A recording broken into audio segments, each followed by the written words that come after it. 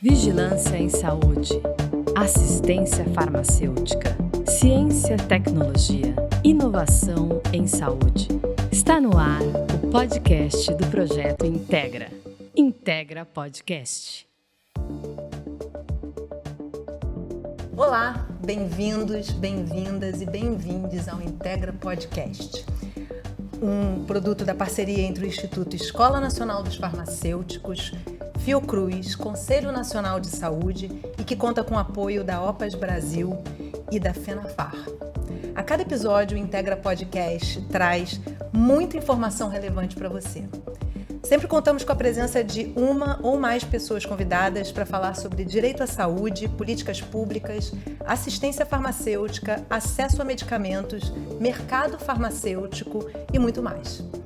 Eu sou Yasmin Saboia, jornalista, sanitarista e mestranda em comunicação em saúde. Vou fazer minha audiodescrição.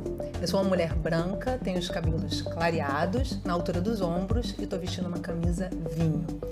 E vou apresentar para vocês, nesse primeiro episódio da terceira temporada, nós vemos a Florianópolis, em Santa Catarina. É muito importante lembrar que os 11 episódios da primeira e segunda temporada estão disponíveis no Spotify e no canal do Instituto Enfar, do YouTube, @Enfar. Nesse episódio, nós vamos conversar sobre medicamentos como direito, os 20 anos de luta e conquista no Brasil com a Política Nacional de Assistência Farmacêutica. Aprovada em 2004 pelo Conselho Nacional de Saúde, a PNAF é um marco histórico para a nossa saúde pública. Os nossos convidados de hoje são Norberto Reck Bonetti, professor da Universidade Federal de Santa Catarina e primeiro diretor do Departamento de Assistência Farmacêutica do Ministério da Saúde em 2003. Ele também foi presidente da Federação Nacional dos Farmacêuticos de 2000 a 2003. E Clair Castilhos, que foi coordenadora geral da primeira Conferência Nacional de Medicamentos e Assistência Farmacêutica em 2003. Ela é professora aposentada da UFSC, integrante da Rede Nacional Feminista de Saúde, Direitos Sexuais e Direitos Reprodutivos e também do Levante Feminista Nacional.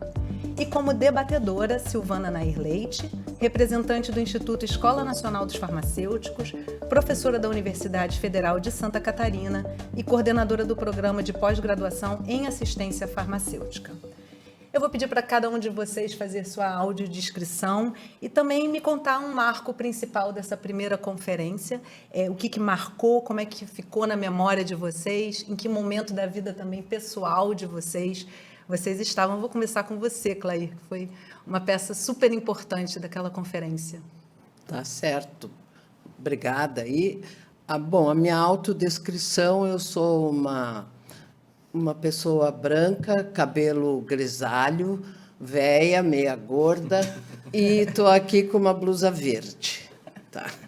O que ficou de mais interessante na sua memória daquela conferência? Bom, para mim, daquela conferência, o que foi mais interessante foi uma presença maciça de farmacêuticos, onde a gente realmente marcou o protagonismo da categoria na questão dos medicamentos. Isso, para mim, foi central.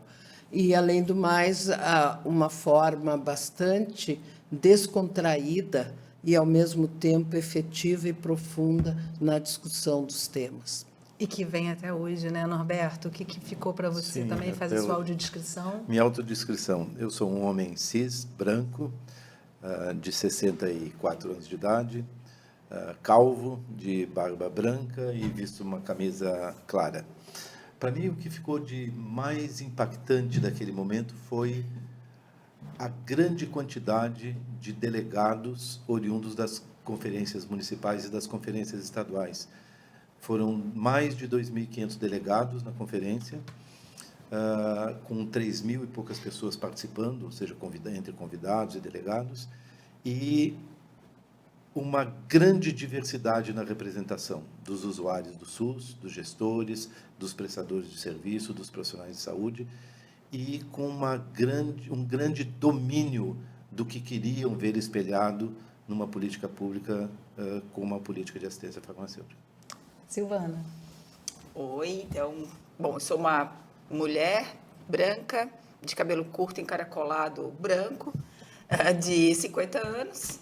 E na primeira Conferência Nacional de Medicamentos e Assistência Farmacêutica, eu estava no meio, quase finalizando o meu doutorado em saúde pública, já atuava no Sindicato dos Farmacêuticos aqui em Santa Catarina, e eu era conselheira do Conselho Municipal de Saúde de Itajaí, cidade onde eu morava. E foi na condição de delegada que eu fui para a Conferência Estadual, também consegui a vaga e fui para a Conferência Nacional, e foi a minha grande experiência de ver a potência do controle social na saúde, da organização da sociedade, dos movimentos sociais, que era fortemente expressado pela presença dos farmacêuticos, como disse a Clair, mas também a força das organizações sociais em torno de uma temática que definitivamente mobilizava naquele período e ainda hoje mobiliza as pessoas, porque é uma temática que impacta diretamente na vida das pessoas. Naquele período também sempre me marca muito que eu estava gestante da minha filha mais jovem, que hoje tem 20 anos. Eu estava lá na minha primeira experiência numa conferência nacional que foi simbólica, marcante e que se expressa fortemente até hoje os seus resultados. E que gestou essa política que fez tantas transformações na saúde pública brasileira, né? A gente conversava aqui antes o quanto que se construiu ao longo desses 20 anos, e para a gente também poder fazer esse comparativo, Norberto, o que você avalia como sendo o cenário hoje, como resultado do que se discutiu há 20 anos atrás? Um cenário de grande evolução, né, em relação a 20 anos atrás. A Política Nacional de Assistência Farmacêutica impactou positivamente o país, e particularmente pelos efeitos positivos que teve no âmbito do Sistema Único de Saúde, que reflete também para o setor privado de como as coisas devem acontecer nesse campo. E os impactos positivos, por exemplo, hoje nós temos profissionais farmacêuticos nas equipes multiprofissionais de saúde, nas unidades de atenção primária, né? Num número bastante significativo, em que pese ainda temos falta de profissionais, mas profissionais integrados na equipe multiprofissional. Nós temos a gestão da assistência farmacêutica estruturada na maioria dos municípios, né? Grandes impactos em termos da garantia do acesso das pessoas a medicamentos e a atenção à saúde, à sua saúde, né? Ou seja, não apenas ao produto medicamento. E temos o entendimento da população, porque ela se apropriou dessa informação, que acesso à saúde, e não só acesso a medicamentos, mas acesso às ações de saúde, incluindo medicamentos, são seus direitos, né? E isso é uma construção social. Portanto, eu acho que esse é um dos grandes impactos que essa política teve, e ela está legitimada, porque ela nasceu no controle social. E o controle social, ao apropriar-se dessa política, faz com que ela tenha uma dinâmica própria no mundo cotidiano, né? E ela vai se implementando de acordo com as características dos municípios, de acordo com as necessidades das pessoas, mas ela está aí presente. Clair, como é que estava o panorama naquela época e o que você destacaria como grandes transformações, assim, em termos de políticas implementadas desde então?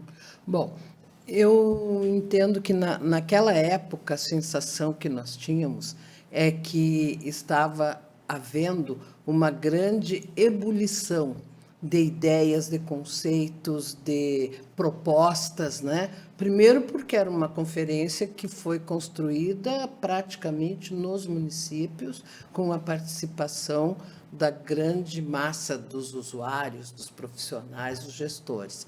Então, claro que era uma diversidade muito grande de ideias e de propostas, que culminam com a ida na conferência. Chegando lá, havia aquele debate, aquela disputa até pelas propostas, o que vai rolar, o que vai garantir, como é que vai ficar, de que jeito nós vamos fazer a assistência farmacêutica, vai ter farmácia popular, não vai, vamos fazer com a implementação dos medicamentos da Relação Nacional de Medicamentos Essenciais, vamos retomar essa relação. Então, além do mais, da questão política, da participação popular, do controle social. E eu, pessoalmente, eu sou encantada com o controle social. Por quê? Porque é o espaço institucional onde se dá a luta de classes, é onde o povo, através dos seus representantes, no caso, conselheiros, disputam os fundos públicos para ser utilizados no conjunto da população e das necessidades do povo. E o mais legal de tudo, porque eu sou muito falante, é que essa disputa e essa coisa se dá através do quê? Da retórica, dos argumentos, das falas, da forma melhor pela qual tu consegue convencer os teus antagonistas que a tua ideia é a mais correta. E é uma forma democrática, porque é pela fala, não é através de fake news, nem de nada, é olho no olho, tu colocando as questões importantes através de um grande contingente de argumentos consistentes. E isso é que eu acho que é maravilhoso no controle social, quando a gente consegue compor alianças, inclusive, até com antagonistas dentro de um colegiado de conselho, mas em torno de uma proposta que atenda ao conjunto. E uma coisa importante é lembrar, nesse contexto, que a Política Nacional de Assistência Farmacêutica, ela foi a primeira política que nasceu e foi homologada no âmbito do controle social do SUS. Sim. Né?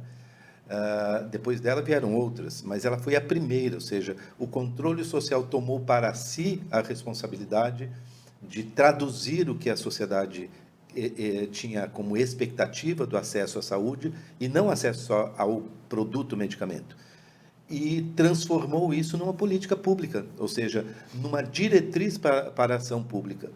E, ao ser aprovada pelo Conselho Nacional de Saúde, há 20 anos atrás, no dia 6 de maio, né, ela imediatamente é incorporada como política pública reconhecida como prioritária pelas estruturas de governo, ou seja, pelo Ministério da Saúde, que naquele momento era o ministério composto no primeiro governo do presidente Lula.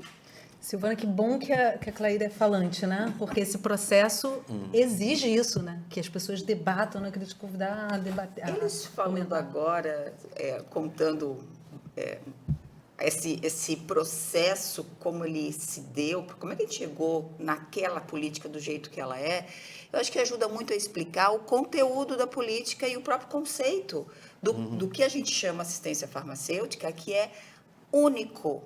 Então, esse processo de construção, né, É o que você diz da jabuticaba. É que eu costumo dizer que é a nossa jabuticaba, né? Porque não é parecido, não se espelhou em nenhum outro modelo colocado por nenhuma agência internacional, por um modelo de outros países. Não é comparável, não é? Então, o que a gente tem colocado na nossa política, que vai desde, olha, a finalidade, o que a gente quer lá no final é que as pessoas, todos, porque é universal, tenham acesso aos medicamentos de que precisam e de que façam o uso adequado, que, portanto, tenham o melhor resultado em saúde possível. Só que para conseguir isso, que eu costumo chamar de ousadia, né, Claíra? Assim, é bem característico desse movimento, é um movimento sempre muito, muito ousado, né? A gente quer o que é melhor para todo mundo. Então, essa ousadia, para poder manter isso, precisa ter coisas para além, tem que pensar muito além. Então, a política prevê que precisa ter investimento em pesquisa, precisa ter investimento em desenvolvimento tecnológico, precisa ter desenvolvimento em produção, temos que garantir a produção, capacidade produtiva dentro do país, precisamos controlar os preços, ter uma política dos preços, nós precisamos ter profissionais, uma força de trabalho preparada para isso, ou seja, de uma complexidade. Uma construção quase do zero, né, Silvana? É uma complexidade o que expõe a política. E o mais interessante da concepção da política é que, se tu olhares qual é o conceito de saúde que consta na Constituição de 1988, que é aquela coisa básica, saúde é um direito de todos e um dever do Estado, mas o conceito, ele fala todas as coisas e a nossa política, ela é baseada nisso, que é o quê? O conceito de universalidade, integralidade e equidade, igualdade, né? E, ao mesmo tempo, baseado em quê? Nos fundamentos epidemiológicos, aquilo que tu precisa saber quando o medicamento vai ser utilizado, vai ser prescrito, vai ser servir, porque a gente não pode perder de vista que é um fármaco, uma droga que entra no teu corpo, modificam situações que tu está passando nesse corpo, né? Para bem ou para pior, não se sabe, mas a gente sempre trabalha com o conceito de risco-benefício, né? Quando trata de droga, considerando que a diferença entre a droga e o veneno é muito tênue, depende da dose, não é? Exato. Então, isso tudo faz com que a gente entenda a grandeza desse conceito de saúde, porque ele trabalha a complexidade com todos dele, né? esses e muito complexo, e que no SUS ela se complementa porque o SUS não é só o atendimento clínico, e é isso que a gente vê a grande vantagem, o grande salto em relação àquela medicina clínica vinda da Previdência Social, por exemplo, para o conceito ampliado de saúde, que foi a construção da 8ª Conferência Nacional de Saúde, originária do movimento sanitário, que era um movimento político,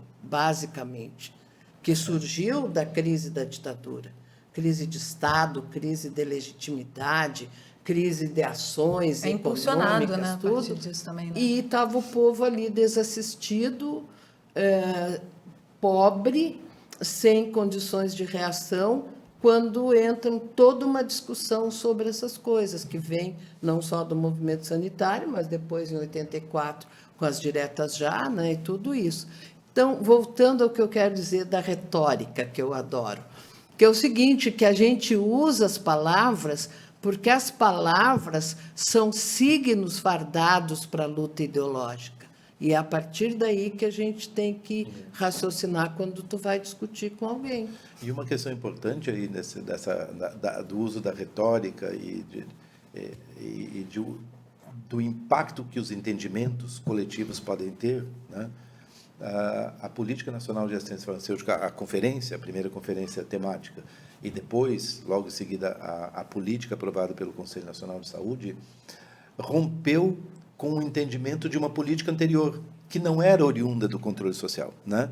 A chamada Política Nacional de Medicamentos, que ainda é vigente, teve sua importância, tem sua importância, mas é centrada no produto medicamento, nessa tecnologia. E a política de assistência farmacêutica vem e diz, não. Uso racional. Esta política de assistência farmacêutica ela é uma política, primeiro, intersetorial, né? Porque intersetoriais são as ações de saúde, né? E segundo, ela é uma política pública que deve orientar, a partir da saúde, a definição de outras políticas em outros segmentos, como a Silvana salientou, seja na formação de pessoas, seja na pesquisa e desenvolvimento, na produção de medicamentos, né? Ou seja, não é a política de medicamentos, do produto medicamentos, que encerra em si a assistência farmacêutica. Pelo contrário, é esta política pública que é multissetorial, é intersetorial, e que é multiprofissional, não é só de farmacêuticos, né? Que vai definir quais são os medicamentos e quais são as ações de saúde necessárias para que as pessoas tenham não só acesso, né, mas tenham resolutividade, alguns chamam de resolubilidade, né, das ações de saúde. E aí me parece que uma política como essa é absolutamente complexa. E ela não teria durado 20 anos, primeiro, se ela não tivesse nascido desse grande coletivo nacional. Exato. E se fortalecendo continuadamente. Continuadamente. Mas se ela também não tivesse espaços nas estruturas de governo, não para abrigá-la, mas para acolhê-la como prioridade e implementá-la. E aí vem uma questão importante. Naquele momento, em 2003, o Ministério da Saúde cria... Eu fiz parte do grupo de análise de transição de governo entre 2002 e 2003, num grupo coordenado pelo professor Jorge Bermudes, da Fiocruz, analisando a situação do Ministério da Saúde no que diz respeito à questão farmacêutica, especificamente. E desse grupo surgiu a proposta da criação da Secretaria de Ciência, Tecnologia e Insumos Estratégicos. Importante ressaltar que você foi o primeiro diretor, né? Isso. E o Departamento de Assistência Farmacêutica ligado a essa secretaria. Eu fui o primeiro diretor desse departamento e secretário adjunto de Ciência e Tecnologia. Então, uma organização da casa ali, né? Não? Qual foi a expectativa? Nós apontávamos que precisávamos desse locus, desse espaço institucional, porque ele deveria ser a porta, uma das portas importantes da conversa do Ministério da Saúde, que tinha se ensimesmado nos anos anteriores, né? Se fechado ao debate social, para que esse espaço conversasse com a sociedade, mas também conversasse com as outras estruturas de governo. Então, a conferência, ela aconteceu porque aconteceu a eleição do presidente Lula naquele momento, em 2002 para 2003, e porque houve a criação de uma Secretaria de Ciência e Tecnologia e um Departamento de Assistência Farmacêutica que foi dialogar com o controle social e disse, nós queremos realizar essa conferência para termos as diretrizes de uma política que devamos fazer em benefício da sociedade. Né? E de longo prazo, né? Que se torna uma política de Estado, né? Para ser uma política de Estado. Né? E aí a complexidade é, bom, temos a política? Temos. E agora o que fazer? Agora nós temos que implementá-la. E para implementá-la, ela é intersetorial. Vamos conversar com os diferentes setores. Agora, veja, de lá para cá, eu estou aqui pensando que a política, o texto dela é complexo. Mas se você olhar, ela tem 3 páginas, eu acho, assim, né? 3 laudas, assim. Foi o que eu apresentei no Conselho Nacional de Saúde. Super resumida. 3 pagininhas. Só que tem 3 páginas que indicam... E tem um mundo. 3 páginas indicam do mundo, né? vários caminhos que precisavam ser abertos, alguns desbravados, alguns fortalecidos. E o quanto o próprio setor ficou mais complexo ainda nesses últimos 20 anos. Sem dúvida, isso é uma coisa importante. O avanço das tecnologias, que é também o resultado dessa política, no sentido de que, tanto no desenvolvimento de novas tecnologias, de novos produtos, mas também de que, no mundo inteiro, as tecnologias de saúde avançaram enormemente nos últimos anos, mas também ficaram muito mais onerosas, muito mais caras, né? Caras, preço, super especializadas, preço, né? Alto preço, atendendo necessidades de saúde extremamente importantes. Então, isso é uma grande vitória que a gente tem, mas que a nossa política de assistência farmacêutica, como a política de saúde, prevê que essas tecnologias fazem parte do direito. Fazem parte do então, direito. Ao contrário do que a gente ouve muito, eu ouço cotidianamente, é um negócio que me deixa muito apavorada, pessoas, inclusive, bem esclarecidas, dizem, não, isso aqui é um tratamento muito caro, isso, quando chegar no Brasil, não vai ter um privilégio, SUS. Né? Não vai ter no SUS. Eu disse, cara pálida, vai ter aonde, então?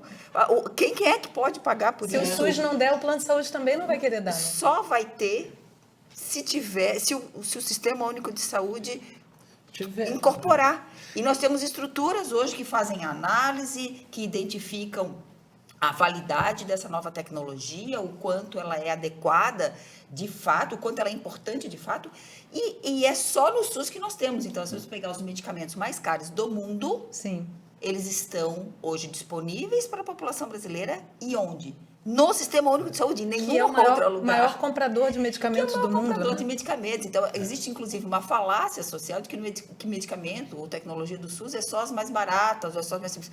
Ao contrário, onde tem as grandes tecnologias e os medicamentos de mais alto preço que nós temos no mercado, são disponíveis através do Sistema Único de Saúde, ele é adquirido pelo Ministério da Saúde, administrado, né, geralmente por compra centralizada, administrado pelo Departamento de Assistência Farmacêutica do Ministério da Saúde, que inclusive tem um dos maiores orçamentos, é uma das pastas que tem maiores orçamentos, por quê? E atende Porque 80% da população, não estou dando um Não, número exato, mas coisas muito e o caras. problema é que o pessoal confunde, diz que a lista de medicamentos que está disponível é toda de baixo custo. E não é. Não tem Não muito, é o fato, não, né? mas eles confundem com a REMUME, Sim. com a Relação Municipal de Medicamentos Essenciais. Que essa sim deve Que ser essa dos tem medicamentos. que ser assim.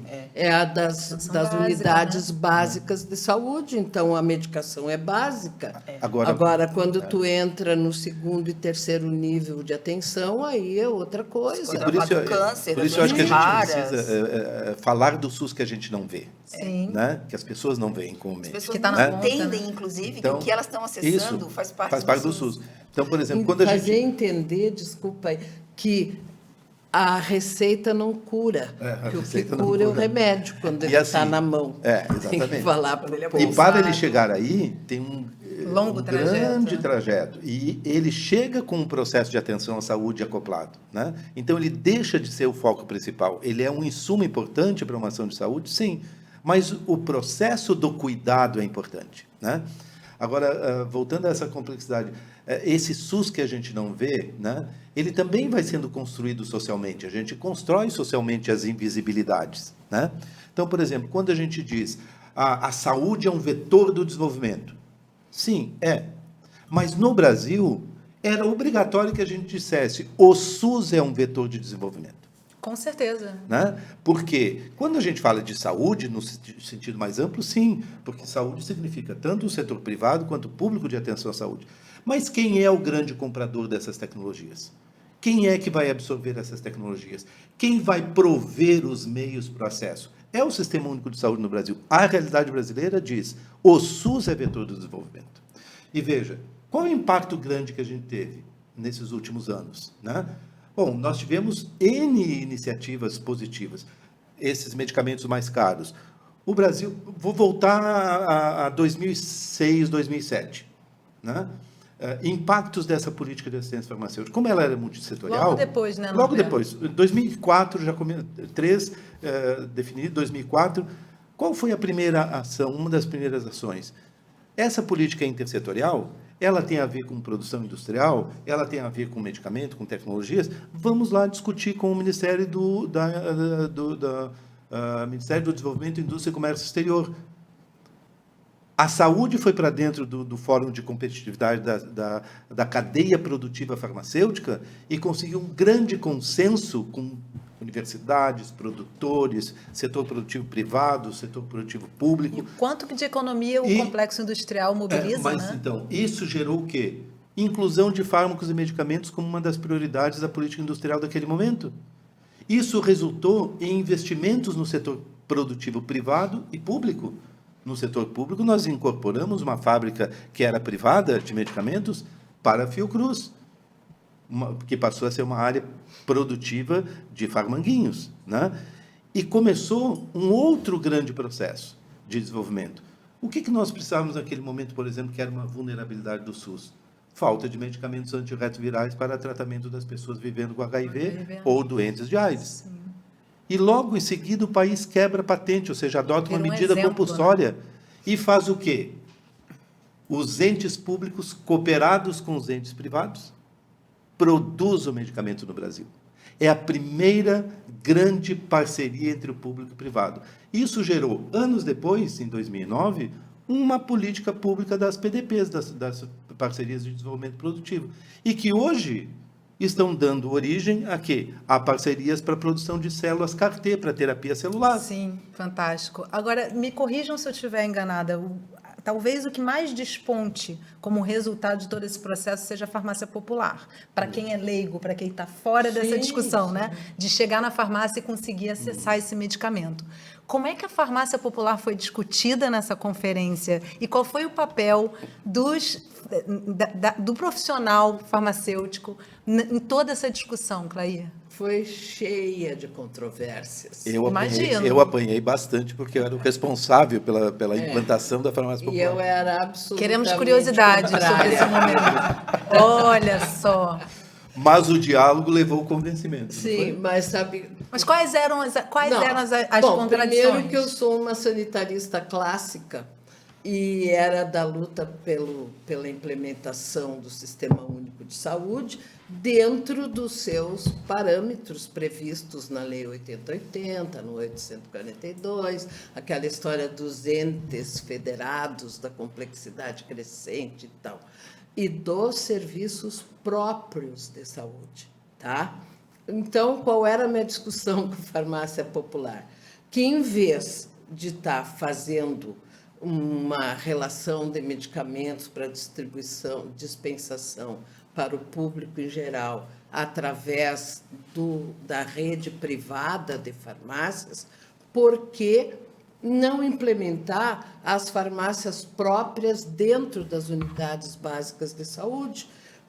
Primeiro que teria muito mais capilaridade, porque nós temos unidades sanitárias, unidades básicas de saúde, nos 5.000 e tantos municípios desse país, né? Mas ninguém discutia a importância de se implementar, né? Era mais não, era só a lógica de usar a logística. Mas aí a gente chegou num consenso também, que, aliás, o Norberto às vezes fala, não é que não vai implementar a rede básica própria, mas entra como um serviço suplementar. Aí a importância da escola, né? Da escola. Eu fui aluno da Clair, né? Dessa sanitarista ortodoxa, né? Eu não acho nada ortodoxo. Não, porque eu sou feminista, foi o que me salvou. E a minha professora foi muito boa professora, né? E a madrinha da minha turma, inclusive.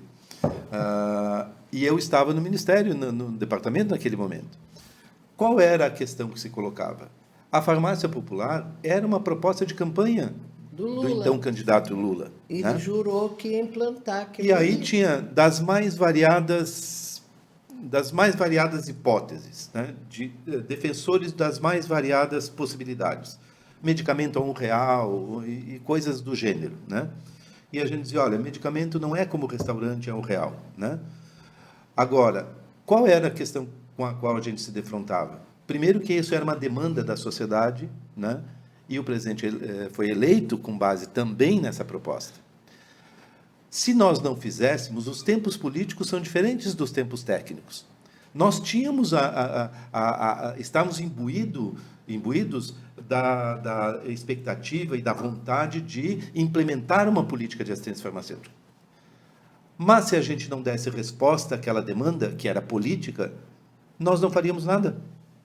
Então, nós resolvemos, vamos fazer o melhor que a gente pode com esse entendimento, de que não é possível criar uma via alternativa deslocando o acesso de medicamentos do Sistema Único de Saúde, do Serviço Público de Atenção à Saúde, para o setor privado.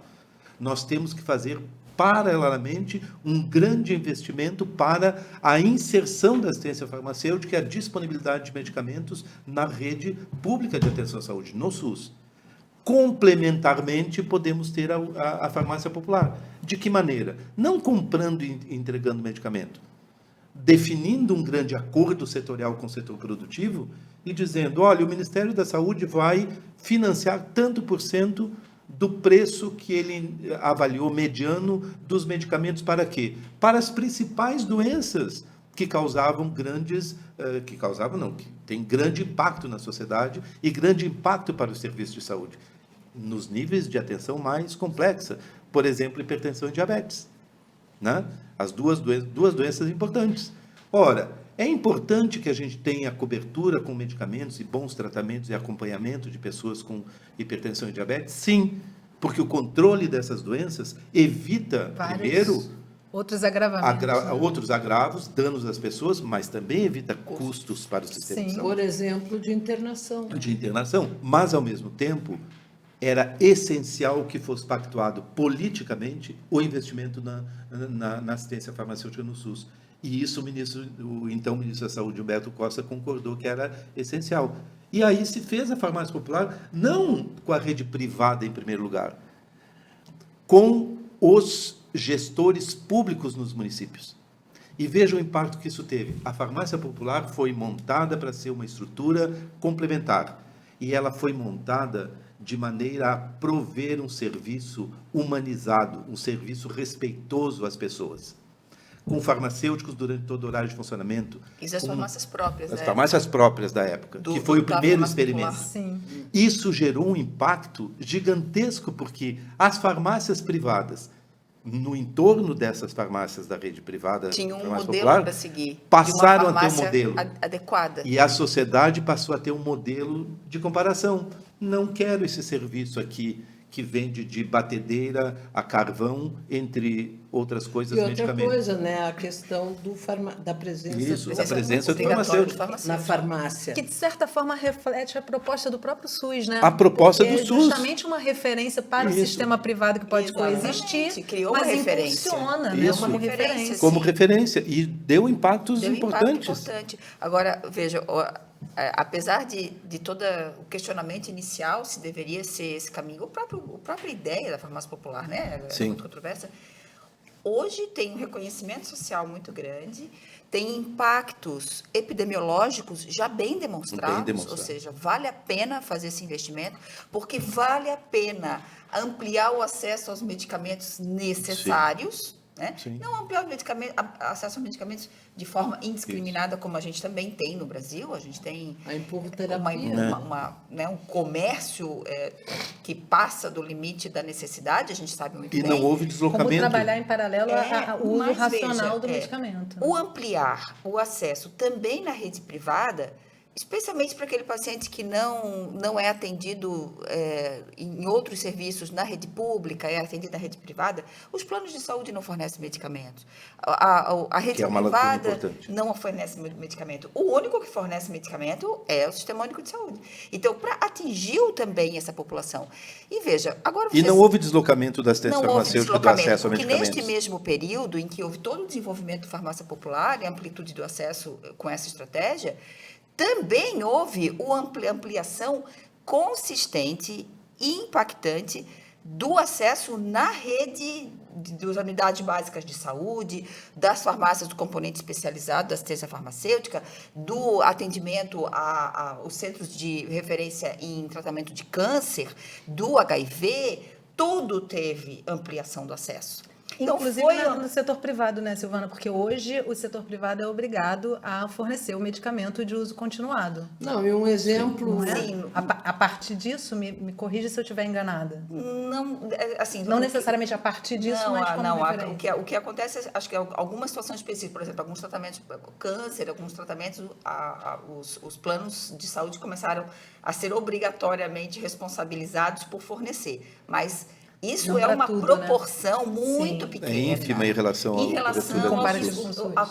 à cobertura de acesso a medicamentos. Quem fornece medicamentos, de fato, é o Sistema Único de Saúde em diversas estratégias. Mas tudo ampliou, não foi só a farmácia popular. Que eu acho central que a gente precisa referir é a questão dos medicamentos para HIV, que é um exemplo mundial. A gente fornece para todos os usuários dessas drogas, né, de forma gratuita, faz acompanhamento, com acompanhamento, tem serviços com farmacêuticos bem preparados, a ponto dos países vizinhos aqui da América do Sul mandarem os seus pacientes, seus usuários que têm HIV, pegar medicação nos postos brasileiros. E acho que uma gente coisa... atende até as fronteiras. Eu não sei se vocês já ouviram falar disso. Claro. Não sei direito. Nas fronteiras, Os desafios particularmente. do SUS na fronteira, né? Na fronteira é impressionante. Sim. Assim como agora nós, aqui no Brasil, estamos comprando os canabidiol tudo no Uruguai, nas fronteiras do Uruguai. Agora, uma coisa, essa conversa que a gente está tendo aqui me coloca não uma preocupação, temos discutido com a Silvana muito particularmente, a necessidade de que isso que não se vê diretamente precisa vir à luz, né? Então, é importante que a gente estude isso, né? Mas aí eu vou chamar a atenção para um entendimento de uma pesquisadora brasileira, Marta Arrett, acho que é assim que se pronuncia, que lá em 2001 ela publicou uma parte de um livro que dizia, o título era Contribuições para fazermos avaliações menos ingênuas, né? Ou seja, nós precisamos ter estudos que, de fato, olhem para o que foi positivo, né? E que, portanto, tenham metodologias que ultrapassem o limite da análise de políticas públicas somente a partir dos objetivos, né? Ou seja, quando você analisa uma política pública a partir dos objetivos, a chance de que você tenha dados negativos, porque a gente não consegue, numa política pública, atingir todos os objetivos, né? É importante que a gente compreenda o papel da dinâmica de uma política pública, dos espaços políticos, das características socioespacial, que vão se desdobrando, que é dinâmico, né? E gerando outras. E gerando outros impactos que não estavam previstos. Outras demandas. Desdobramentos, né? Outros desdobramentos e outras maneiras de fazer, mas considerar um arcabouço metodológico importante para que a gente analise, gere conhecimento sobre o que foi positivo. E esses 20 anos são repletos de dados positivos dessa política. Isso é verdade. Né? Não é à toa que ela está aí há 20 anos. E isso é importante por quê? Porque nós precisamos programar nos próximos 20 anos. Né? Por exemplo, vamos continuar com o financiamento em componentes, componente básico, especializado e estratégico da assistência farmacêutica? Será que esses componentes podem ser modificados? Será que os medicamentos chamados do componente especializado, tidos como medicamentos mais caros ou tratamentos mais de custos mais elevados, os tratamentos, não migram para a atenção primária? Por exemplo, como está acontecendo com os antirretrovirais, para pessoas vivendo com HIV ou pessoas doentes de AIDS? Bom, são desafios que nós precisamos responder, né? E de que maneira essa política, que é dinâmica, que é pública, que é social, vai retratar para os próximos 20 anos as expectativas da sociedade? E aí tem um detalhe. A política, como toda coisa todo processo que é político, a política é um processo político, ela vai cair diretamente no colo do governo. Então, é onde se dá o debate, onde se dão os embates, é no interior dos governos. Por isso que depende também de que posições políticas têm esses governos aonde ocorre o embate da definição de qual tal política. Portanto, quando a gente observa, a partir do golpe de 2016, do impeachment da presidenta Dilma, e a implementação das políticas... E tudo que veio depois, né? Da ponte do futuro, do Temer, uma das primeiras coisas que eles fizeram foi o subfinanciamento do SUS. Enfraquecimento da farmácia popular. Futuro de quem, né? Futuro de quem? É o futuro de quem? Mas veja... Eu acho que é o futuro deles no inferno. Mas e veja... Eu só queria aqui uma reflexão que eu fiquei aqui fazendo, que eu falei, é um processo político. O processo político acontece no interior dos governos, fortemente também pelas expectativas e como a sociedade compreende a própria política. E como ela permeia, né? Mais disso também. Então, por exemplo, quando você colocava lá, talvez a farmácia popular tenha expressado muito fortemente, porque ela expressou, na verdade, inclusive com um nome para uma coisa que não existia antes. Então, ela marca por isso, porque ela tem, primeiro, um título de alguma coisa que não tinha antes, ela inaugura alguma coisa que ficou muito visível para a sociedade. Ela fala de acesso, né? O que a gente tinha como organização do próprio Sistema Único de Saúde se reformulou por dentro, mas não teve um outro nome, uma outra coisa. Então, eu acho que a farmácia popular marca, porque ela é uma marca mesmo, nesse sentido, mas também porque passa a atingir uma população antes não atingida pelo sistema de saúde. E, normalmente, uma população que tem uma representatividade na sociedade maior, que é a população que é atendida também no sistema privado, também pelos planos de saúde. Ou seja, e que, em geral, é a formadora de opinião dizendo que o SUS não funciona. Então, a proximidade que ela tem com o sistema público é a farmácia popular. Então, a farmácia popular passou a ser muito defendido. A população que depende exclusivamente do SUS é a população que tem menor alcance historicamente, isso mudando muito nos últimos anos, mas historicamente, mais invisibilizada na sociedade, com menor capacidade de ser influenciadora. Por isso, não tão expressivo tudo que acontece exclusivamente dentro do SUS. E a farmácia popular é essa expressão da relação com a sociedade como um todo, né? Então, eu acho que isso é importante no sentido de, né, como a gente lê isso, a grandiosidade social que a farmácia popular ganha, apesar de não é na farmácia popular a grande via de acesso aos medicamentos gratuitamente. E a grande via de acesso aos medicamentos.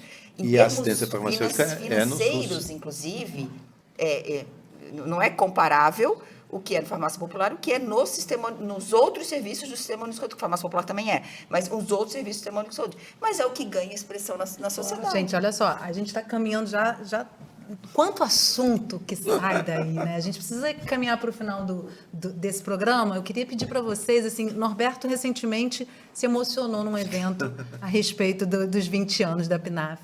Eu queria trazer as emoções de vocês em ver. A gente sabe que não se esgota, né? A gente precisaria fazer vários programas sobre esses 20 anos e faremos, com certeza. Queria finalizar o programa com cada um de vocês trazendo um pouco das emoções que sentem quando vêm concretizar várias políticas de acesso a medicamento para a população, mas não só isso, né, Clair? Bom, eu vou dizer, como diz todo esse jogador de futebol quando ganha uma partida, é a consciência do dever cumprido. Mas, fora isso, o que eu acho é que, realmente, a gente, enquanto profissional de saúde, enquanto farmacêutico, enquanto ente político, a gente teve um papel fundamental nisso aí. E, bom, e aí é aquela grande satisfação de tu ver que tudo aquilo que a gente lutou, que a gente estudou, que a gente se empenhou profundamente, começa a dar frutos importantes para o conjunto da população, que é o que, de resto, todos nós, eu, pelo menos, que sou uma pessoa de esquerda, gostaria que acontecesse em todas as coisas que se faz. Quer dizer, para que a gente serve? Serve para servir o conjunto da população, o bem-estar do povo, e não de poucos. Seguindo na construção disso. Claro, ou seja, é um direito de todos e não o privilégio de alguns. Eu acho que a Clair traduz bem, né? Olhando esses 20 anos, claro que é emocionante, né? Mas a gente olha para o fato de que nós ajudamos a construir a nossa cidadania, né? E essa cidadania ela foi construída coletivamente e ela não pode ser perdida, né? Por narrativas que não se sustentam na realidade. E, para mim, é emocionante, assim como para a Clair e como para a Silvana, nós somos servidores públicos, nós somos professores, formadores de outras pessoas, de outros profissionais, né? E ver esta política traduzindo a nossa cidadania é também a tradução de que nós, enquanto agentes no processo de formação de outras pessoas, contribuímos para que elas compreendam que elas próprias são donas da sua própria história, né? Enquanto cidadãs, enquanto cidadãos. E o dever foi cumprido? Sim, mas tem uma agenda inconclusa, né? Agora nós temos que contribuir de outra maneira, né? Talvez não ocupando os espaços institucionais, mas fazendo o papel de contribuir com a análise desses 20 anos para que nós possamos ter mais 10, ou mais 20, ou mais 30 anos de uma política pública de Estado, portanto, uma política perene. E é emocionante participar desse processo. Que bom. Silvana, palavrinhas finais? Uma história de 20 anos e que continua em crescimento, em desenvolvimento, em pleno investimento, né? Então, a gente vê hoje uma retomada de pensar a política farmacêutica de fato como ela deve ser, que não é uma política de comprar e distribuir medicamentos, mas de investir como é hoje, né, a política atual de investir em produção, investir em desenvolvimento, investir em serviços farmacêuticos. Em inovação. Tudo isso está na pauta agora. Nós estamos, né, colocando isso na pauta atual, né, é a política atual. Então, isso é muito satisfatório, a gente poder nós estamos agora, em 2024, aos 20 anos da política, no momento de desenvolvimento, de fortalecer eixos da política que não foram suficientemente desenvolvidos ao longo do período e que agora voltam a investir, né, nesses pontos que são extremamente relevantes, né? Então, para mim, particularmente, assim, é diretamente relacionado com a minha história. Em 2004, 2003, eu fazia doutorado em saúde pública e não havia muita possibilidade de você se especializar nisso, que nem tinha muito bem nome na academia, assistência farmacêutica, né? E hoje a gente tem programa de pós-graduação específico em assistência farmacêutica, a gente tem... Tá aí um impacto importante. É um impacto concreto, linhas de pesquisa com essa definição, a gente tem um contingente de colegas profissionais farmacêuticos atuando em assistência farmacêutica gigantesco no Brasil, e uma referência para o mundo da nossa jabuticaba, né, que é tão importante, tão nossa. E é só nossa. E é só nossa. Silvana, me ajuda aqui que eu estou estreando no programa hoje. Okay. Vamos mostrar os livros, né? Vamos lá. Então, a gente tem já 3 livros publicados, todos estão na página do Instituto Escola Nacional dos Farmacêuticos, que estão em PDF, né, para utilização. Esse livro aqui é o último, é livre acesso. Esse último aqui, eu vou falar desse hoje, em outro dia a gente fala dos próximos.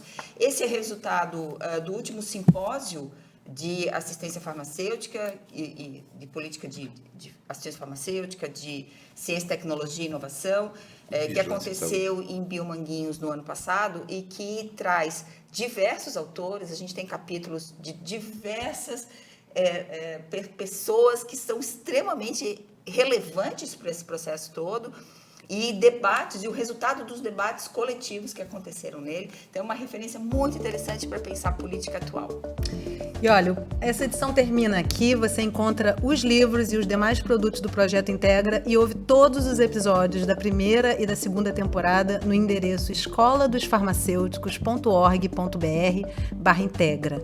Os episódios do Integra Podcast vão ao ar a cada 15 dias. Caso você não tenha conseguido ouvir, vai lá no youtube.com/@infar e no Spotify.